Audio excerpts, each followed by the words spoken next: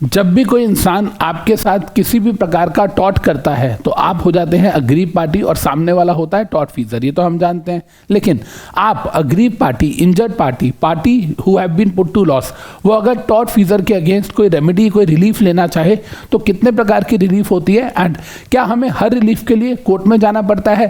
आइए जानते हैं मेरे साथ in the question of extra judicial and judicial remedies under taught. अब आपके साथ टॉट हुआ है तो क्या क्या रेमेडीज आपके पास हैं? आपके साथ अगर टॉट हुआ है तो क्या क्या रेमेडीज आपके पास हैं? बड़े ध्यान से सुनिएगा, it's very very very important. देखिए, सबसे पहली चीज तो ये कि जब आपके अगेंस्ट टॉट हुआ है, आप कौन हो? Aggrieved party. सामने वाला कौन है? Tortfeasor. Being an aggrieved party, आप टॉट फीजर पे केस कर सकते हो। हाँ जी। जब आप केस करोगे तो आप क्या रेमेडी मांगोगे? तो यहां पर कहता है देखो, कुछ रेमेडीज ऐसी होती हैं, कुछ रेमेडीज ऐसी होती हैं जो कि जुडिशियल होती हैं और कुछ हैं जो एक्स्ट्रा जुडिशियल होती हैं। जुडिशियल रेमेडीज मतलब आपको कोर्ट में जाना पड़ता है और एक्स्ट्रा जुडिशियल मतलब कोर्ट के बाहर आपको कोर्ट में जाने की जरूरत नहीं है। ये बात सबको समझ आ रही है बेटा? एक कहानी सुनाता हूं छोटी सी, पहले समझना। मेरा एक दोस्त चार्टर्ड अकाउंटेंट, एक बार उसको मेरे से कोई काम था तो उसने मेरे को बुलाया कि यार अमित आ जा। तो मैंने कहा ठीक है, चला जाता हूँ। अब मैं जब उसके पास गया तो मेरे को उसके ऑफिस जाना था। अब उसका ऑफिस मैंने देखा नहीं हुआ था, घर देखा हुआ था। तो उसने बोला अमित एक काम कर, मेरे घर आ जा और फिर हम यहाँ से मेरे ऑफिस चलेंगे। मैंने कहा ठीक है। अब मैं सुबह रेडी होके उसके पास पहुंच गया। जब मैं उसके घर पहुंचा तो वो एक सोसाइटी में रहता है जहाँ फ्लैट्स होते हैं, प्रीतमपुरा नाम की जगह पे। जब मैं वहां पहुंचा तो मैंने उसकी सोसाइटी में अंदर गाड़ी पार्क की। तो मैंने कहा हाँ यार कहाँ पहुंच गया, कितनी देर लगेगी, मैं ऊपर आ रहा हूँ। बोला नहीं नहीं तू ऊपर मत आ, तू ऊपर आएगा ना तो टाइम लग जाएगा, मैं बस 5 मिनट में नीचे आ गया, बस तू वेट कर, मैं आ रहा हूँ, फिर निकलते हैं, नहीं तो लेट हो जाएंगे, काम रह जाएगा। मैंने कहा ठीक है, मैं ऊपर नहीं गया। अब मैं नीचे उसकी वेट कर रहा हूँ और उसकी जो सोसाइटी की जो पार्किंग है, सामने गार्डन है, वहां पर वेट कर रहा हूँ उसकी। अब होता क्या है कि यहाँ पर एक लेडी आती हैं जो मेरे से तकरीबन 4-5 साल बड़ी होंगी। मैं उस टाइम पर 30 साल का था तो वो 35-36 की होंगी। वो लेडी आती हैं और मुझे आके कहती है एक्सक्यूज मी। मैंने कहा जी हाँ जी। Can you please help me out with one thing. मैंने कहा जी बोलो। कहती है मेरी गाड़ी है, आप प्लीज़ इसको सोसाइटी के कंपाउंड के बाहर तक, गेट के बाहर तक ड्राइव करके ले जाएंगे। मैंने कहा जी ठीक है। तो मैंने वो गाड़ी, बैठी वो गाड़ी में, मैं उसकी गाड़ी में बैठा, मैंने वो गाड़ी जो है सोसाइटी के कंपाउंड के बाहर लगा दी। अब वो उतरी, मुझे थैंक यू बोला उसने और वो ड्राइवर सीट पे आई, सीट एडजस्ट करी, निकल गई गाड़ी लेके। अब मैंने कहा यार अजीब पागल औरत है यार। यार अगर इस लेडी को गाड़ी चलानी आती है तो इसने ये क्यों बोला कि जी गेट के बाहर आप निकाल दो। फिर उसके बाद मैं अपने आप मन मन में खुश हो रहा हूँ। मैंने कहा भाई तेरी पर्सनैलिटी अच्छी है, बात करना चाहती होगी, कोई ना कोई बहाना तो चाहिए था। फिर मैं कहा बात करना चाहती थी तो फिर नंबर क्यों नहीं दिया उसने, है ना? तो ऐसी चीज़ें दिमाग में चल रही थी। एंड फाइनली मेरा दोस्त आया नीचे। जब मेरा दोस्त आया तो मैंने उसको बोला यार तूने बताया नहीं, तू पागलों की सोसाइटी में रहता। कहता मतलब? मैंने कहा यार एक औरत फर्स्ट क्लास ड्राइविंग आती थी, फिर भी तेरे भाई को बोलती है कि यार गाड़ी बाहर निकाल दो। मैंने गाड़ी बाहर निकाल दी, अपना चलाई और निकल गई। कह रहा अच्छा वो तेरे को भी मिली? मैंने कहा तेरे को भी मिली मतलब किस किस को मिलती है? कहता नहीं यार एक्चुअली वो लेडी ने 3 महीने पहले गाड़ी सीखी और वो सोसाइटी के कंपाउंड में गाड़ी चला रही थी और उसने ना किसी की खड़ी गाड़ी, पार्किंग होती है सोसाइटी में ओपन, किसी की खड़ी गाड़ी में ठोक दिया। मैंने कहा फिर? कहते फिर उसके हस्बैंड ने, सामने जो हस्बैंड था इस लेडी का, इसने सामने वाले को कॉम्पनसेशन दिया। सामने वाले ने इंश्योरेंस क्लेम ही नहीं लिया कि मैं क्यों लूँ, मुझे नहीं पता, मेरे को तो आप खड़ी गाड़ी आपने ठोकी है, पैसे दो। तो जब आपने सामने वाले की गाड़ी को हिट किया तो उस गाड़ी का जो भी मेंटेन, जो भी उसका रिपेयर आया, आपको वो गाड़ी उसको पहले जैसी कंडीशन में करके देनी पड़ेगी। इसको बोलते हैं स्पेसिफिक रिस्टिट्यूशन ऑफ प्रॉपर्टी। कि आपने मेरी प्रॉपर्टी को डैमेज किया है, आपने मेरी प्रॉपर्टी को डैमेज किया है तो इसलिए आपको मेरी जो प्रॉपर्टी है वो वैसे ही करके देनी पड़ेगी जैसे वो विदाउट डैमेज थी, अनडैमेज थी। ठीक है। अब थोड़े दिन बाद मैंने कहा फिर? कह रहा फिर थोड़े दिन बाद फिर गाड़ी चला रही थी। मैंने कहा अच्छा। कह रहा सोसाइटी के अंदर छोटे बच्चे साइकिल चला रहे होते हैं, एक बच्चे को साइकिल चलाने वाले को हिट किया, बच्चा 12 फुट ऊपर गिर के नीचे। ओ भाई साहब बच्चे को चोट बड़ी लगी, उसके माँ बाप हॉस्पिटल लेके भागे। इसके हस्बैंड ने उसको भी कॉम्पनसेशन दिया, इलाज विलाज सारा। तब इसके हस्बैंड को, मतलब इसको बैन कर दिया गया कि सोसाइटी कंपाउंड में गाड़ी नहीं चला सकती। तो सबसे पहले क्या हुआ, उसने गाड़ी को हिट किया तो गाड़ी को ठीक करा के दो। फिर उसने लड़के को हिट किया, बच्चे को हिट किया तो उसका डैमेजेस, मतलब उसका कॉम्पनसेशन, उसका इलाज का पैसा वो दो। तीसरा, उस पर बैन लगा दिया गया, उसको इंजंक्शन ऑर्डर लगा दिया गया, मतलब स्टे ऑर्डर लगा दिया गया कि वो ऑफिस के प्रेमाइस के अंदर गाड़ी चला ही नहीं सकती। तो आई होप कि इस कहानी से आप लोगों को ये तीनों के तीनों रेमेडीज जो हैं जुडिशियल में याद हो गई। जुडिशियल रेमेडीज में पहली क्या आती है, स्पेसिफिक रिस्टिट्यूशन ऑफ प्रॉपर्टी, दूसरी क्या आती है, क्लेम फॉर डैमेजेस, और तीसरी आती है इंजंक्शन। अब यहाँ आती है एक्स्ट्रा जुडिशियल रेमेडीज, सुनिएगा ध्यान से। सबसे पहले क्या बोलता है इसमें, देखिए कहता है sir distress damage feasant. Distress damage feasant का मतलब क्या है, किसी और किसी और की कैटल या किसी और का चैतल, मैं वर्ड क्या बोल रहा हूं, कैटल या चैतल।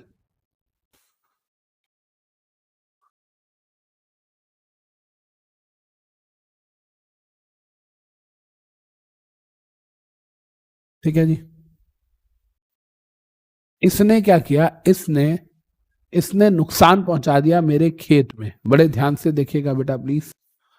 उसने नुकसान पहुंचा दिया मेरे खेत में, किसी सामने वाले का जानवर, गाय भैंस सांड आ गया, घुस गया और मेरी सारी फसल खराब कर दी।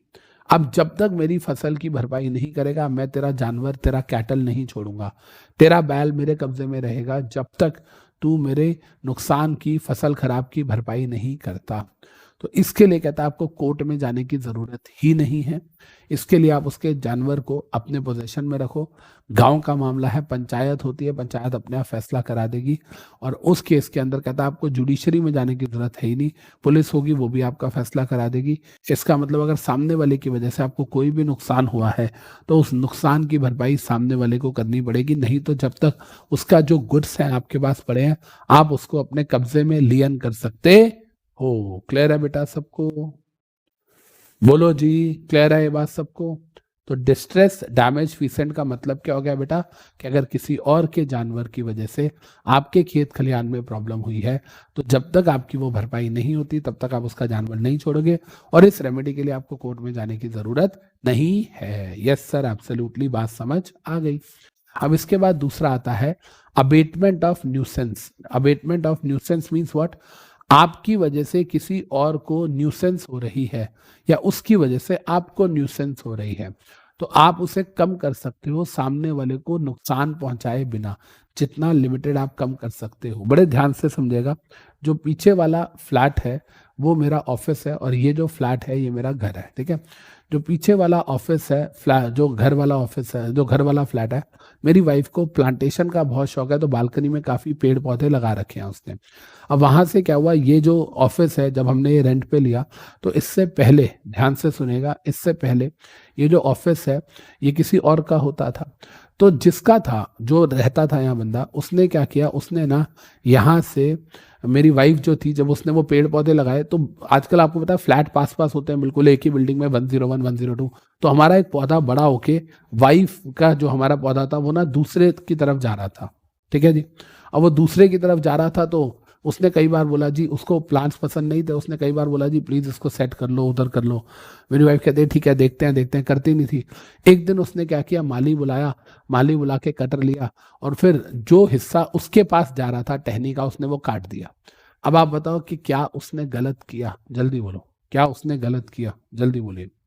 हमारे कंपाउंड का जो पौधा है उसका जो हिस्सा उसके कंपाउंड में आ रहा था, उसने उतने पौधे को कट कर दिया। क्या ये सही किया? बिल्कुल सही किया। क्यों? क्योंकि हमारी चीज उसकी प्रेमाइस में जा रही है, ये टॉट है, हमारी वजह से उसे तकलीफ हो रही है। अब उसने हमें कई बार बोल दिया कि सर इसको ठीक कर लो, नहीं किया, तो उसने उस न्यूसेंस को उस हद तक कम कर दिया जिस हद तक उसको परेशानी ना हो। तो यहाँ पर उसने जो किया वो रेमेडी है, और ये लॉफुल रेमेडी है, और मेरी वाइफ उस पर कोई केस नहीं कर सकती। सिंपल है जी, राइट।